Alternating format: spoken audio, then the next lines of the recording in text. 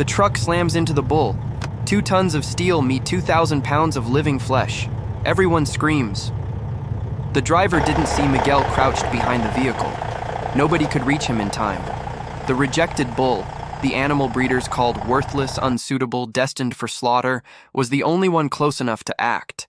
And what he did defied everything they thought they knew about livestock. He didn't run, didn't panic. Instead, he charged directly into the path of the moving truck and positioned his body as a shield. Deliberate, calculated, sacrificial. 7 farmers watched, paralyzed, as an animal supposedly too emotionally damaged to be valuable made a choice that shouldn't be possible.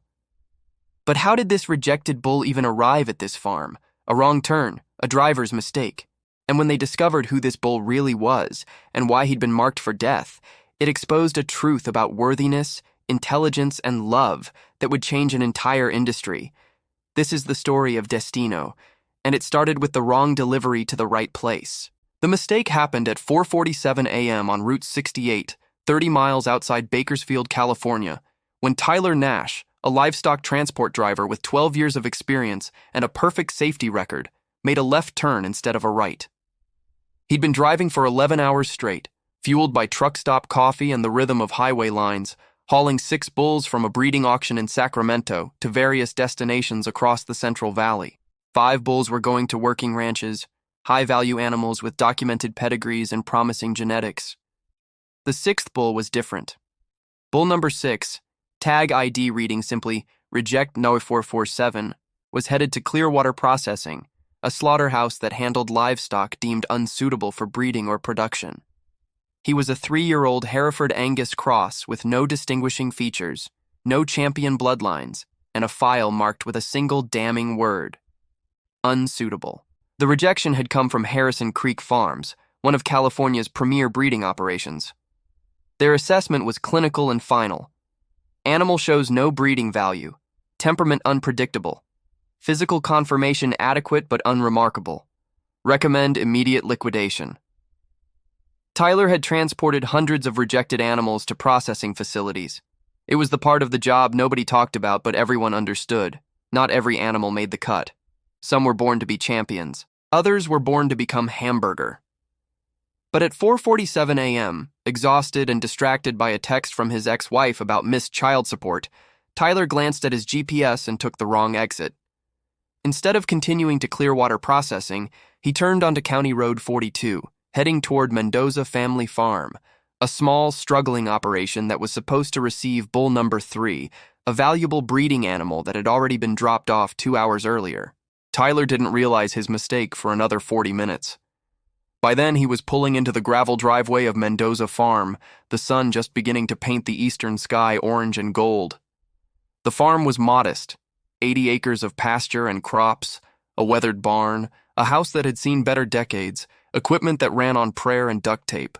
It was owned by Vicente Mendoza, a 62-year-old third-generation farmer whose family had worked this land since 1957, and his grandson Miguel, age 19, who'd stayed to help keep the farm running when everyone else his age had left for cities and office jobs. Vicente was already awake, standing on his porch with coffee, watching the livestock trailer pull up with confusion creasing his weathered face. "We already got our bull," Vicente called out as Tyler climbed from the cab. 2 hours ago, different driver. Tyler's stomach dropped. He pulled out his manifest, scanning it with mounting horror. Bull number 3, delivered to Mendoza Farm at 2:14 a.m., signature confirmed. Bull number 6, scheduled for Clearwater Processing at 6 a.m. He checked his GPS. Clearwater was now 70 miles in the wrong direction. It was 5:34 a.m. "Sir, I made a mistake," Tyler said, his voice tight. "This animal isn't supposed to be here. He's scheduled for processing and I'm already late getting him there." Processing?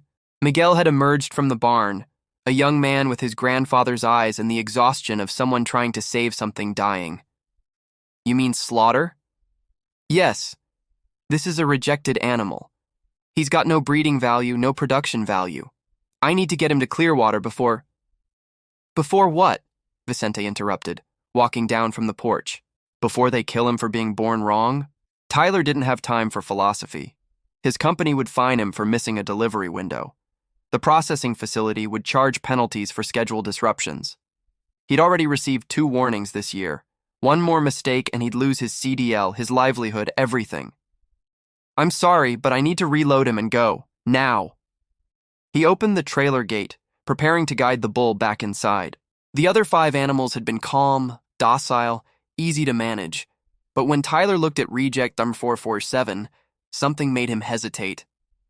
The bull stood at the back of the trailer, not moving, not making sound. Just watching. His eyes held something Tyler had never seen in 12 years of transporting livestock. Not fear, not aggression, but what looked almost like calculation. Like the animal was thinking. "Come on, buddy," Tyler said, approaching with the lead rope. "I know you don't understand, but we've got to—" The bull didn't resist when Tyler attached the rope. Didn't fight when Tyler began guiding him down the ramp. He walked calmly, deliberately, as if making a choice rather than following commands. When his hooves touched the dirt of Mendoza Farm, the bull stopped, completely still. His head turned slowly, scanning the property, the barn, the pastures, the house, the equipment. Like he was memorizing it. "That's strange," Vicente muttered. "Never seen an animal do that before." Miguel had moved closer, his young face showing the fascination of someone who'd grown up around animals, but never seen one behave quite like this. "Abuelo, look at his eyes. He's not scared. Most animals getting off a transport are nervous, disoriented, but he's aware," Vicente finished. Tyler felt the schedule pressure mounting. "Gentlemen, I really need to—" The bull turned his head toward the barn.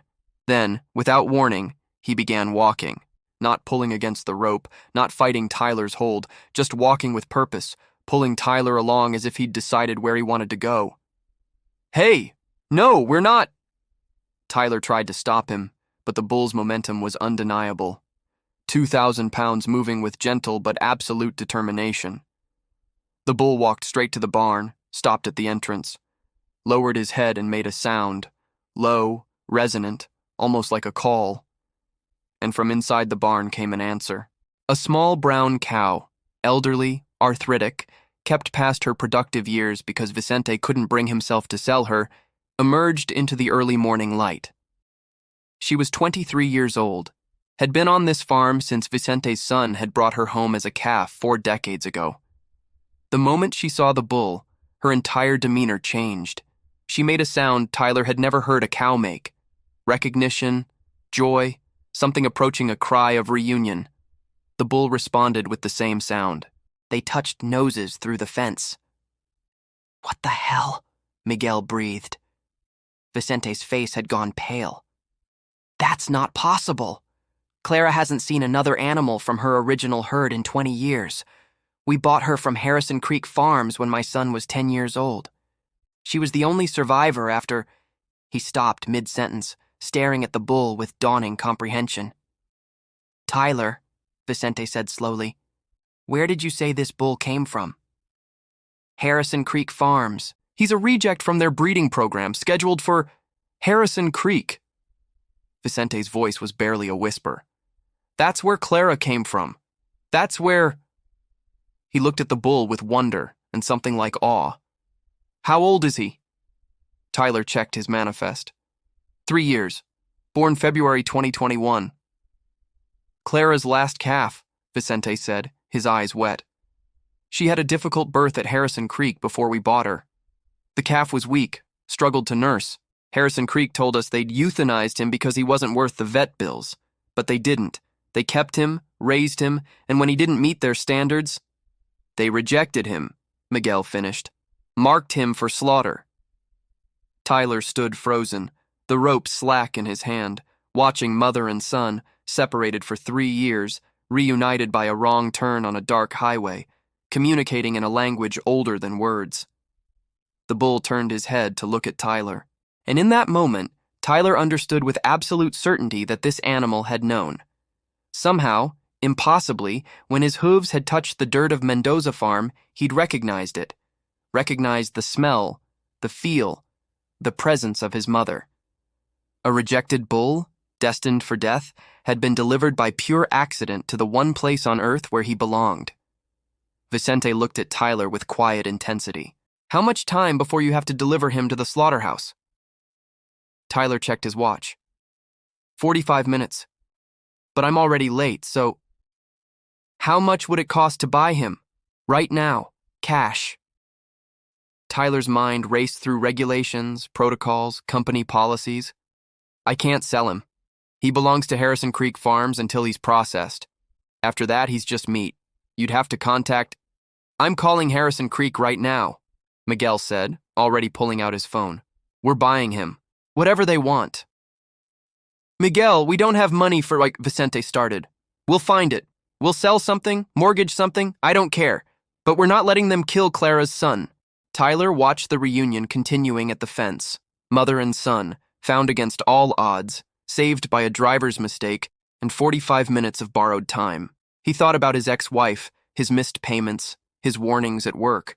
Thought about what would happen if he showed up to Clearwater Processing without the scheduled animal. Then he thought about what would happen if he did. I'll give you 2 hours, Tyler said quietly. 2 hours to figure out the purchase. After that, I have to make a decision that could cost me everything. Vicente gripped his shoulder. Thank you. As the sun rose over Mendoza Farm, Tyler sat in his truck cab, watching a rejected bull stand with his elderly mother, both making sounds of contentment that seemed to vibrate through the morning air. He'd made a wrong turn, delivered the wrong animal to the wrong place. But watching them together, Tyler couldn't shake the feeling that maybe, for the first time in his career, he'd delivered exactly the right bull to exactly the right destination, even if it destroyed him to do it. Miguel's call to Harrison Creek Farms connected at 6:08 a.m. The woman who answered, administrative assistant by the sound of her clipped efficiency, listened to his request with obvious confusion. You want to purchase reject number 447? Sir, that animal is currently in transport for processing. He's not for sale. He's at my grandfather's farm right now. The driver made a mistake. We have 2 hours before he has to leave and we want to buy him. A pause. Hold, please. The hold music was classical piano, incongruous against the backdrop of early morning farm sounds. Miguel watched through the window as the rejected bull stood with Clara, their heads pressed together through the fence in a gesture of such profound connection, it made his chest ache. 5 minutes passed. Then a man's voice, cold and businesslike. This is Graham Whitfield, livestock operations manager at Harrison Creek. I understand you're interested in purchasing a rejected animal? Yes, sir.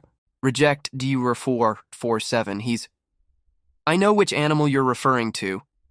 I signed his rejection paperwork myself.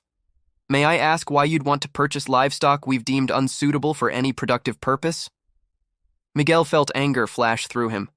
Because he's standing with his mother right now, Clara, a cow my grandfather bought from you 23 years ago. You told us her calf died, but he didn't. You kept him, and now you're trying to kill him because he doesn't meet your standards. Another pause, longer this time. Clara, I remember that cow. Difficult birth, weak calf.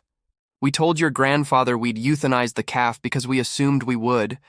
Veterinary costs weren't justified for an animal with no value. But he survived, so we kept him.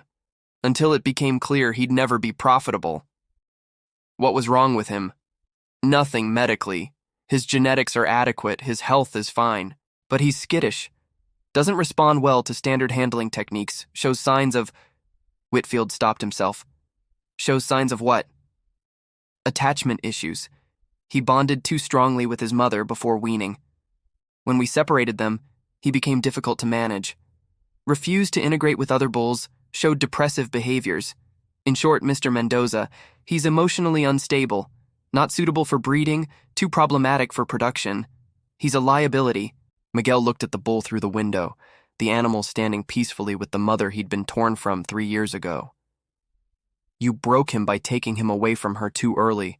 Now you're killing him because the trauma you caused made him unsuitable. We run a business, not a therapy program for emotionally damaged livestock. Now, if you want to purchase him, the price is $1,200, his current value as processed meat. We'll redirect the transport, you pay cash, and he's yours. But I'm telling you right now, you're buying a problem animal. Don't come back to us when he doesn't work out. Miguel didn't have $1,200. His grandfather didn't have $1,200. The farm barely broke even most months. "I'll call you back," Miguel said. He stepped outside where Vicente and Tyler stood watching the reunion. "They'll sell him for $1,200. Cash. We have to decide now." Vicente's face fell. "Mijo, we don't have that. The equipment loan payment is due next week. We need to buy seed for—" "I know, abuelo. I know." Miguel ran his hands through his hair. "But if we don't buy him, Tyler has to take him to be slaughtered in 90 minutes. Tyler had been quiet, but now he spoke. "There might be another way." Both Mendozas turned to him. "My company has a policy. If an animal is injured or becomes unsafe for transport during delivery, the driver has authority to refuse continued transport and recommend immediate sale or euthanasia. If I report that this bull became agitated and potentially dangerous, I can authorize emergency sale at reduced price." "But he's not dangerous," Miguel said. "He pulled me across your yard, showed unpredictable behavior, refused standard handling." Tyler's eyes were steady. "That's how I'll write the report. Emergency sale, reduced price to account for transport risk. $500. Vicente stared at him. "You'd lie in an official report? Risk your job?" "I'd document an animal showing concerning behavior that made continued transport unsafe." "That's not a lie. He did pull me. I am concerned about safely handling him for another 70 miles. Tyler's jaw set. $500. That's what I can authorize without additional approval. Miguel felt hope flare. 500 they could manage. Barely, but possible. "Why would you do this?" Tyler looked at the bull and his mother. "Because 12 years ago, I had to transport my childhood dog to be euthanized after my divorce. Couldn't afford the surgery he needed. I've never forgiven myself for that. Maybe this doesn't fix it, but..." He shrugged. "Maybe some animals deserve a second chance at the life they should have had." Vicente pulled out his wallet with shaking hands, counting bills. Miguel ran inside for the emergency cash they kept hidden in the kitchen, money saved for true disasters. Together they assembled exactly $517. Tyler made the call to his dispatcher, spinning the story with practiced professionalism. Animals showed aggressive behavior, pulled handler, demonstrated unpredictability that made continued transport unsafe, recommended emergency sale to current location to avoid potential injury or equipment damage. The authorization came through at 6:52 a.m. Tyler wrote up the paperwork, accepted the cash, and handed Vicente the transfer documents. "He's yours, officially." As Tyler prepared to leave, he paused at his truck. The bull's name, his tag just says reject number 447. You should give him a real name. Vicente looked at the bull, still standing with Clara, both of them peaceful in a way that transcended simple animal contentment. "Destino," he said softly. "We'll call him Destino." "Destiny," Miguel translated, because he found his way home. After Tyler's truck disappeared down the road, Miguel and Vicente approached the fence where Destino stood with Clara. The bull turned to look at them, not with the fear or aggression Harrison Creek had documented, but with something approaching gratitude. "You know what this means," Vicente said quietly. "We just spent emergency money on a bull we can't breed, can't sell, who serves no economic purpose." "I know," Miguel said. "We're barely surviving as it is." "I know." Vicente was quiet for a long moment. Then he smiled. The first genuine smile Miguel had seen on his grandfather's face in months. "Your grandmother would have done the same thing. She always said some things matter more than profit." They opened the gate, allowing Destino to enter the pasture with Clara. Mother and son walked together into the morning sun, 3 years of separation ending in a moment of grace built on a driver's mistake and 2 farmers' defiant compassion. What they didn't know, what they couldn't know yet, was that Destino's story was just beginning, and the frozen moment that would change everything was still to come.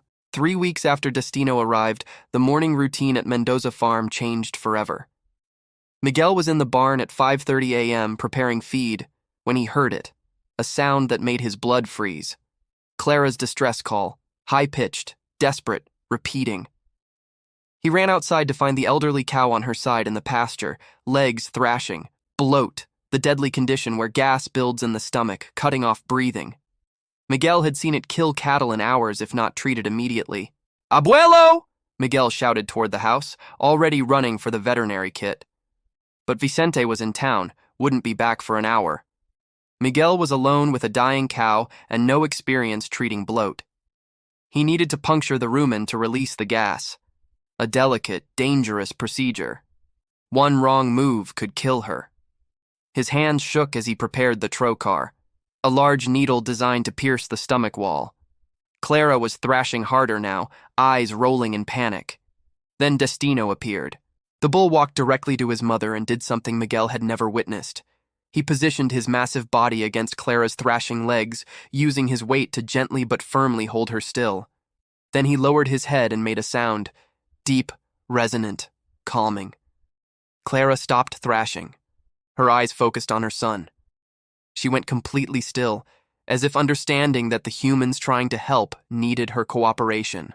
"Good boy," Miguel whispered to Destino, moving quickly to Clara's exposed side. "Keep her calm. Just like that." He inserted the trocar with shaking hands. Gas hissed out immediately. The sickly sweet smell of fermentation. Clara's breathing eased. The tension in her body released. Throughout the entire procedure, Destino stood motionless, holding his mother steady, making soft sounds of reassurance. When it was over, when Clara could breathe normally again, Destino gently stepped back. He touched his nose to her face, checking her, the way a parent checks a child after danger passes.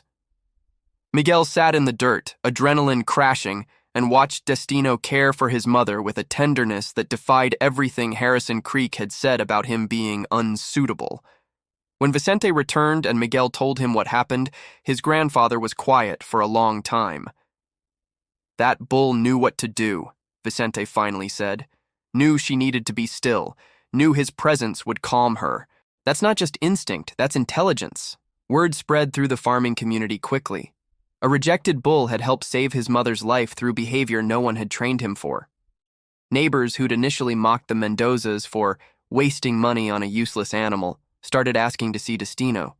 Then came the incident that would freeze everyone. 2 weeks later, a group of farmers gathered at Mendoza Farm to discuss forming a co-op to share equipment costs. 7 men standing in the yard talking business when a feed truck arrived.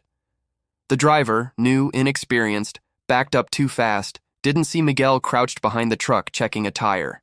The truck rolled backward. Miguel looked up too late to move. The massive vehicle would crush him in seconds. Every farmer saw it happening.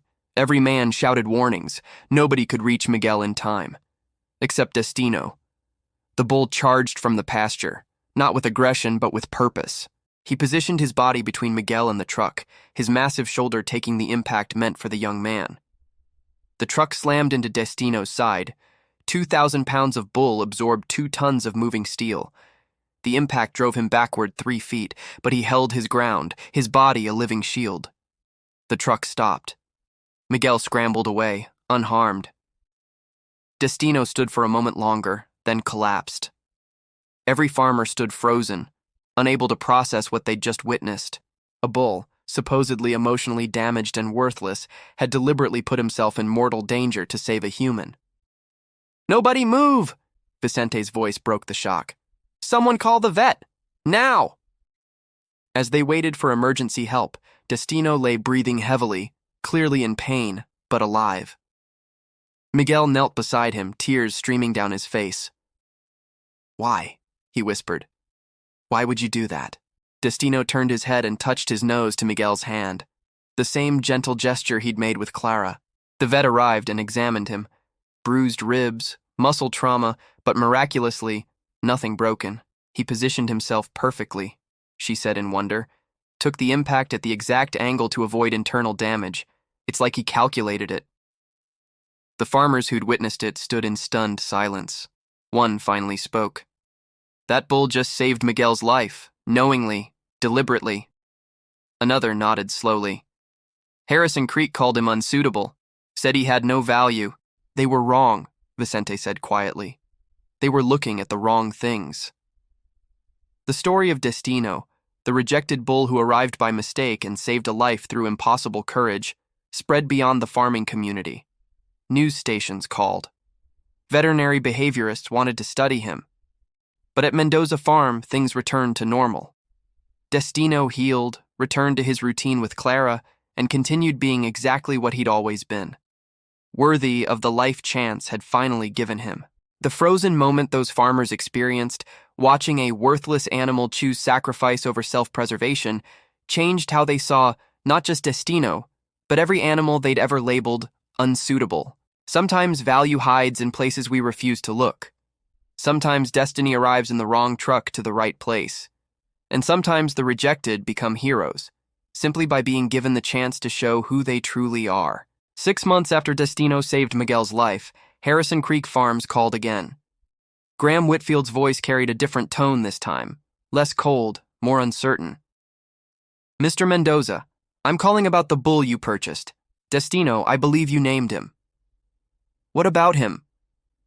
Vicente's voice was guarded. "We've been following the news coverage, the incident where he saved your grandson. Our board of directors wants to understand what we missed in our evaluation process. We'd like to send our head behaviorist to observe him." "You want to study the bull you tried to kill?" A long pause. "Yes, and we'd like to discuss compensation for our mistake. What you paid, $500, doesn't reflect his actual value. We're prepared to offer $20,000 as acknowledgement of our error in judgment." Vicente almost dropped the phone. $20,000 would save the farm, pay off debts, secure their future. "And if I accept? What happens to Destino?" "Nothing. He stays with you. This is compensation, not a purchase negotiation. We're also implementing new evaluation protocols, assessing animals for emotional intelligence and adaptive behaviors, not just physical traits and breeding metrics. Your bull is teaching us that we've been measuring the wrong things for decades." The behaviorist arrived the following week. Dr.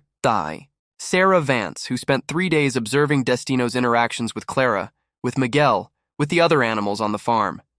Her report was extraordinary. Subject demonstrates advanced emotional cognition, including empathy, threat assessment, and protective behaviors that suggest reasoning beyond typical bovine capacity. His unsuitability at Harrison Creek likely resulted from separation trauma and lack of appropriate social bonding, not inherent deficiency. When placed in stable, nurturing environment with mother figure present, subject displays exceptional temperament and problem-solving ability. The report concluded, "We don't have unsuitable animals. We have unsuitable environments that fail to recognize what animals need to thrive." Harrison Creek published the findings, revolutionizing their breeding program. Other farms followed. The concept of reject animals began to shift, from disposable mistakes to misunderstood individuals needing different circumstances. Destino became a case study taught in veterinary schools. The bull who arrived by mistake was bought for $500 and changed an industry's understanding of animal intelligence and emotional capacity.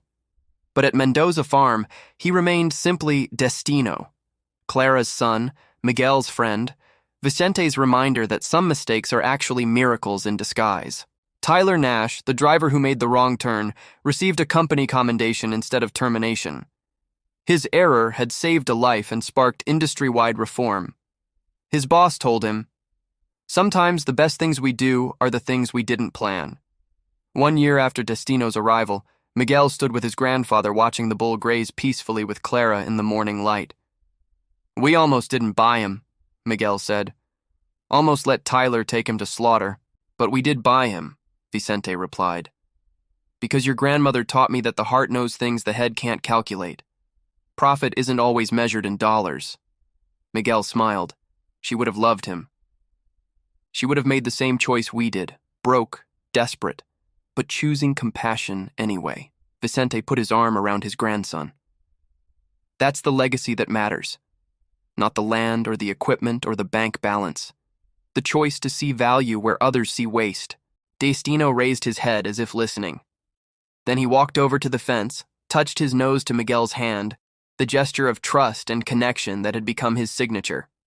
A rejected bull, delivered to the wrong place by a tired driver's mistake, had found his destiny not despite the error, but because of it. Some animals are meant to be champions in arenas and shows. Others are meant to teach humans that worthiness isn't determined by metrics and standards. It's revealed by circumstance, nurtured by compassion, and proven by the quiet courage of choosing love over self-preservation.